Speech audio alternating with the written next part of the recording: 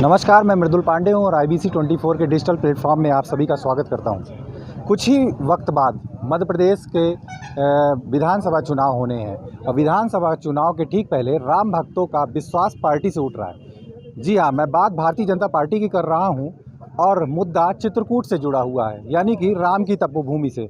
कुछ ही वक्त पहले भारतीय जनता पार्टी ने अपना प्रत्याशी चित्रकूट में उतार दिया है, लेकिन टिकट बंटने के बाद वहां भारी आक्रोश और असंतोष देखने को मिला, जिसका नतीजा हुआ कि युवा लोकप्रिय नेता डोली शर्मा ने अपना मन बदला और भारतीय जनता पार्टी से इस्तीफा देते हुए अब आगे उनकी क्या रणनीति है, सीधे डोली शर्मा जी से बात कर लेते हैं। डोली शर्मा जी, पहले तो आपका IBC 24 में बहुत बहुत स्वागत है और मैं आपसे सबसे पहला सवाल ये जानना चाहूँगा कि आपका राजनीतिक करियर शुरू कहाँ से हुआ और अब तक आप किन किन पदों पर रहें?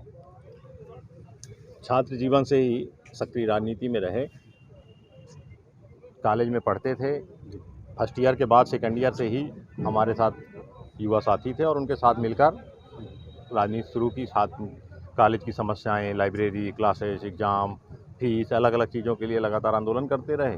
फिर NSUI का मैं ज़िले का पहले कॉलेज इकाई का अध्यक्ष बना, फिर ज़िले का अध्यक्ष बना, पहले प्रदेश का सचिव बना, फिर ज़िले का अध्यक्ष बना और 7 साल लगातार 2007 से 2003 से 10 तक 7 साल लगातार अध्यक्ष रहा ज़िले का। फिर यूथ कांग्रेस के इलेक्शन होने शुरू हुए तो यूथ कांग्रेस के चुनाव के माध्यम से 2011 में लोकसभा का अध्यक्ष हुआ युवक कांग्रेस का। फिर 2 साल का कार्यकाल पूरा हुआ, 13 में दोबारा चुनाव हुए और पूरे मध्य प्रदेश सतना जिले के कांग्रेस के जितने नेता हैं सब मेरे खिलाफ थे कि ये नहीं बनने पाए। मैं दोबारा 2013 में युवक कांग्रेस का लोकसभा अध्यक्ष हुआ। 14 के लोकसभा के चुनाव में पार्टी ने तय किया था कि जो सीटें हम लगातार हार रहे हैं वहाँ युवा को लड़ाएंगे। उस मतलब कांग्रेस की बात? कांग्रेस में उस आधार पर लोकसभा के टिकट के लिए मेरा नाम था, पैनल में नाम था, बातचीत थी। फिर एक बड़े नेता वो लड़ने आ गए, इस वजह से हो सकता है, पर टिकट बस की विषय नहीं था। वहाँ लगातार अपमानित किया जाने लगा तो हम लोग भाजपा में चले गए। भारतीय जनता पार्टी में आए और भारतीय जनता पार्टी में काम करना शुरू किया। कुछ आश्वासन से ही आए होंगे? आश्वासन था कि हमारी वो सीट खाली है, लगातार हम लोग हार जाते हैं। सुरेंद्र सिंह जी हैं, बार बार उनको परिणाम हम ला नहीं पाते।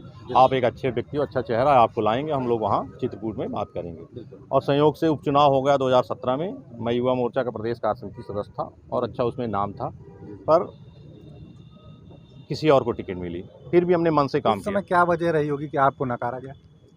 अब क्या पता, जिनको मिली वो भी कार्यकर्ता थे और कोई ऐसी बात नहीं थी। हमें भी लगा कि चलो उपचुनाव है, अभी हम तो पार्टी में 3 साल पहले आए हैं। मेरे लिए इतना ही सम्मान की बात है कि मेरा नाम उन्होंने इस लायक समझा कि इसको लड़ाएंगे और हमने मन से काम किया।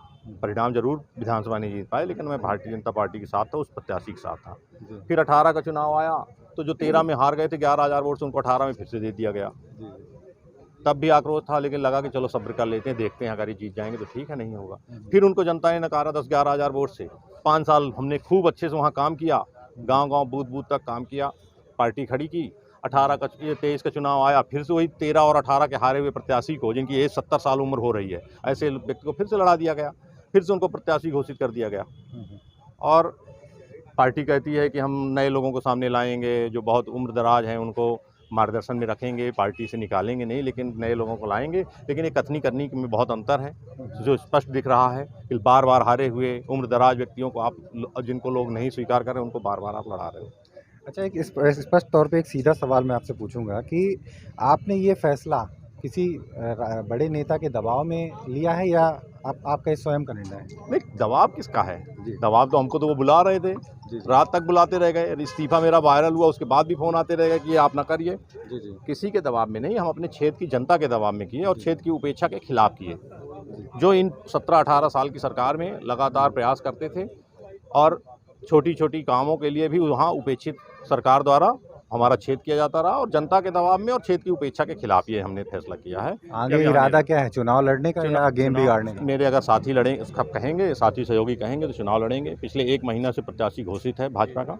हम लगातार दौरे कर रहे हैं, लगभग सब गाँव हो आए, रात तक चौपालें लगती हैं और लोग बात कर रहे हैं, सब उत्साहित हैं और भाजपा के प्रत्याशी के प्रति तो बहुत ही ज़्यादा निराशा है लोगों के मन में, तो लोग उत्साहित हैं और लोग सब कहेंगे तो चुनाव लड़ेंगे। किसी तीसरे दल का रुख करना चाहेंगे?